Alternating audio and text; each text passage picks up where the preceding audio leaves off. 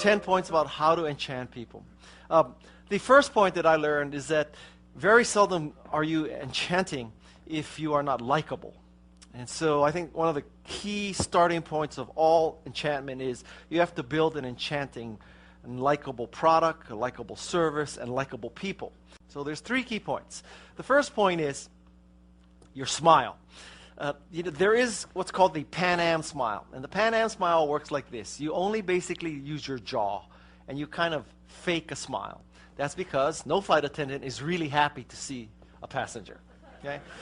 So what you really want is what's called a Duchenne smile. And a Duchenne smile uses a second set of muscles, which is the ones around your eyes. This is a picture of Marie Smith, the Facebook expert. And she's a friend of mine, and I called her up one day and I said, Marie, I have good news for you and I have bad news. The good news is in every one of my speeches, your picture will now be there and I will talk about you. The bad news is I'm using your picture because you have great crow's feet. I'm telling you, the key to a great smile is not your jaw, it's your eyes. You want crow's feet. Crow's feet shows a sincere level of smiling.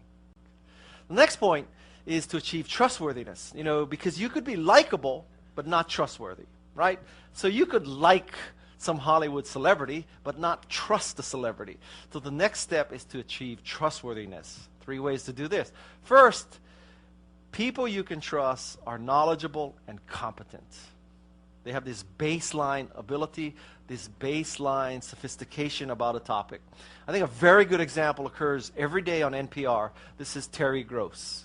Terry Gross is both knowledgeable and competent. The difference between knowledge and competence is knowledge is you know what to do, and competent is you do it. Okay, so you need to be both, knowledge and competent. The third thing is to get ready. 3 ways. First, I think that the key to great enchantment and the key to great evangelism is you build something that is deep, intelligent, complete, empowering, and elegant. The 5 key characteristics of a great product or a great service. The fourth thing is to actually launch this thing. Key point, tell a story.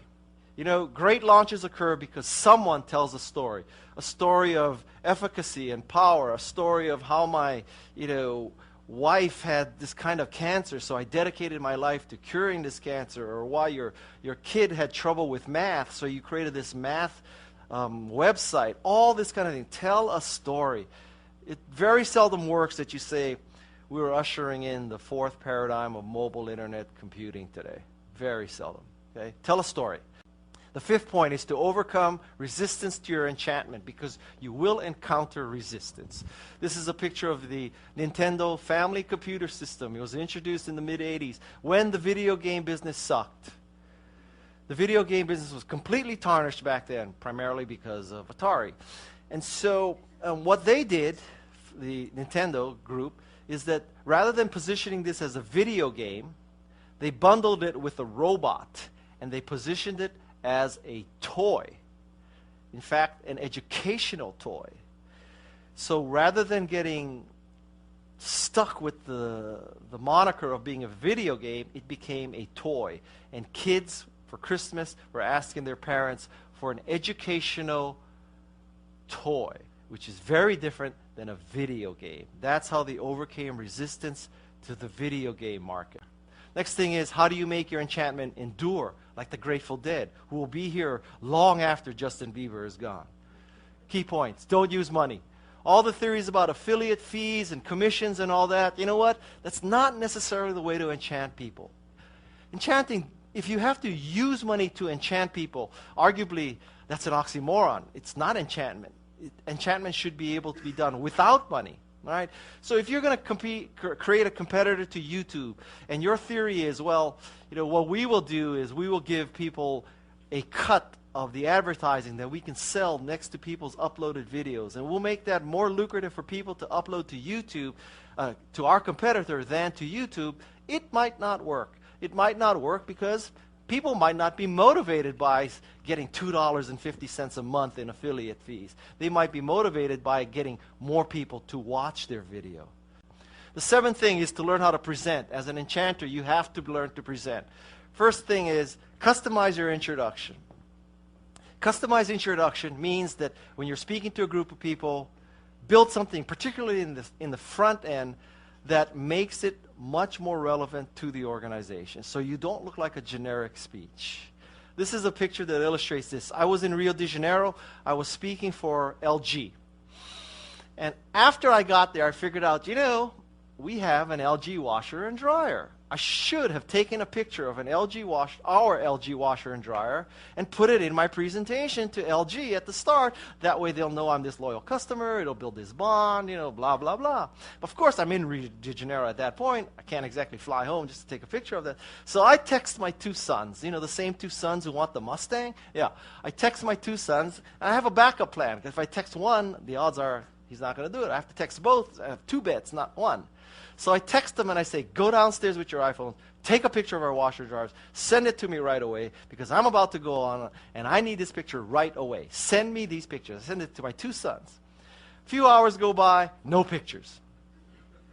So I send a text message to my older son, Nick, saying, Nick, did you get my other message? Send me the pictures. So I send him this text message. You get my text message? Noah, his older brother. Nick responds, Noah said he did it. Can you get us TVs? So this is my older son approach to life, right? He doesn't send me the picture. He says his brother did it. And by the way, since you're speaking to LG, can you get us some TVs? And actually I did. Reciprocation. Gave it to his other brother. The eighth thing is how to enchant your boss.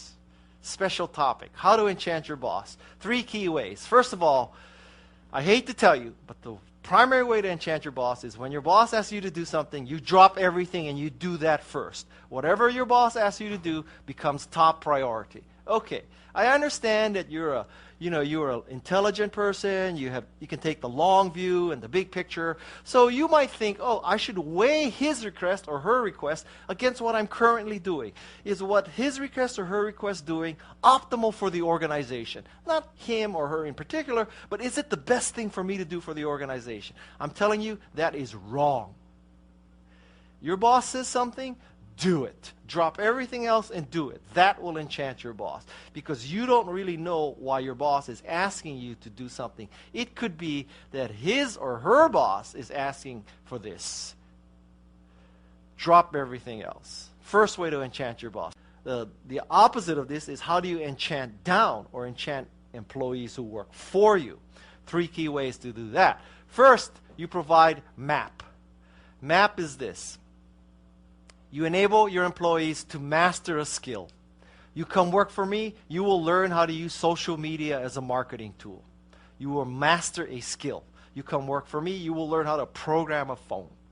You will learn how to market things, all right? So I offer you not just compensation, not just a job. I offer you an opportunity to master a skill that you can use in other contexts. Second thing you offer is autonomy. As you master this skill, how to use Facebook, how to use Twitter, how to use social media, I am not going to be micromanaging you.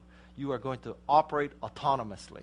And the third thing is, we have a higher purpose in this organization. Our purpose is not simply to go public or to sell out or to buy homes in Woodside that we never furnish, right? Or to buy a Tesla. That's not the goal here. Our goal is to make people more creative, more productive, to improve people's lives, to give them peace of mind. So when you come work for me, I offer you 3 great things. You can improve yourself, master a skill. You'll be working by yourself. I'm not going to be breathing down your neck. And we function here for a higher purpose. You provide a map. Wow, you'll enchant your employees. The 10th thing is to use technology.